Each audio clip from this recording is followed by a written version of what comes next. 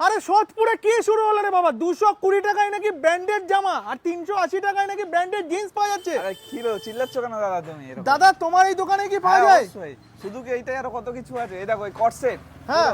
গরমকালে পড়বে আর দীঘায় ঘুরবে। আচ্ছা। 250 টাকা মাত্র।